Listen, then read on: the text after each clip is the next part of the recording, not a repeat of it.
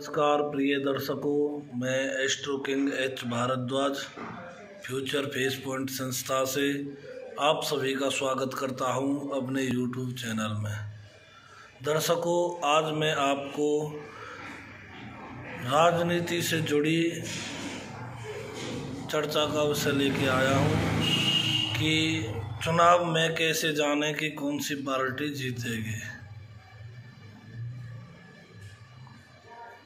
जैसे कोई जातक हमारे पास आया है कि अमुक पार्टी, मान लीजिए कांग्रेस और बीजेपी के विषय में हमको जानना है कि चुनाव के समय कौन सी पार्टी जीतेगी।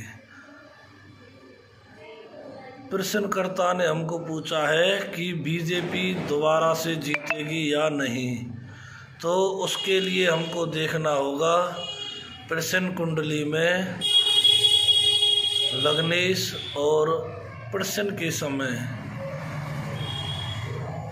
होरा स्वामी कौन सा ग्रह है। हम होरा स्वामी को प्रथम पार्टी मान के चलेंगे और छठे भाव में स्थित राशि के स्वामी को विपक्ष मान के चलेंगे।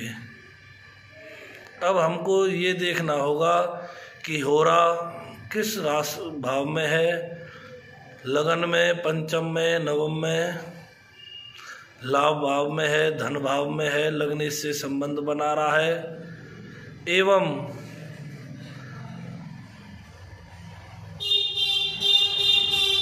रोग भाव छठे भाव जो विपक्ष का भाव है उस भाव से बलवान है।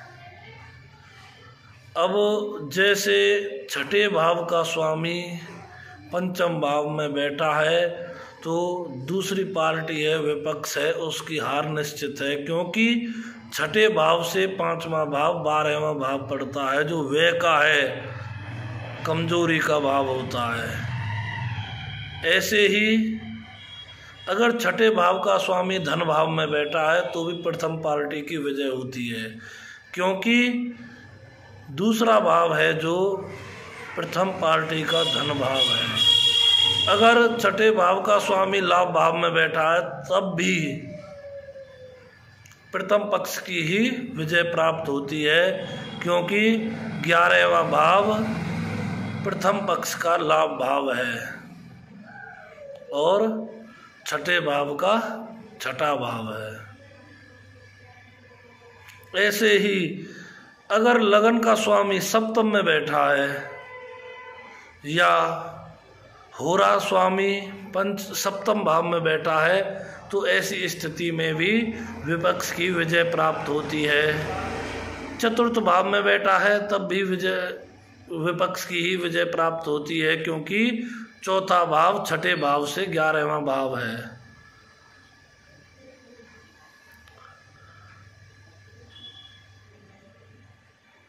एवं प्रथम भाव का स्वामी 12वें घर में बैठा है और होरा स्वामी भी 12वें घर में बैठा है या 12वें भाव के स्वामी से संबंध बना रहा है। ऐसी स्थिति में भी दूसरा पक्ष विजय होता है। अब कई बार ऐसे हो जाता है कि हमारी प्रश्न कुंडली में जैसे प्रश्न कुंडली लगाई है हमने और लगन प्रश्न कुंडली हमारी मेष लगन की है तो छठे भाव के स्वामी बुध हुए, और कई बार ऐसे भी हो जाता है कि हमारे होरा स्वामी भी बुध हैं। तो ऐसी स्थिति में लगन को लगन मानकर हमको प्रथम पक्ष के विषय में जानना होता है और छठे भाव को लगन कुंडली मानकर हमको विपक्ष की मजबूती और कमजोरी का निष्कर्ष निकालना होता है। अगर तीन पार्टी के विषय में कोई पूछता है तो हमको तीन कुंडली बनानी होंगी। प्रथम पक्ष को हम होरा से देखेंगे, होरा स्वामी से।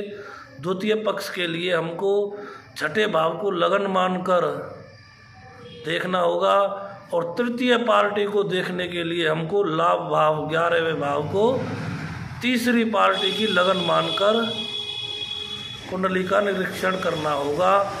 जोन सा भाव मजबूत पड़ता है, धन लाभ एवं सप्तम पंचम में संबंध बना रहा हो तो उसी पार्टी की विजय प्राप्त होगी। आज के लिए इतना ही, धन्यवाद।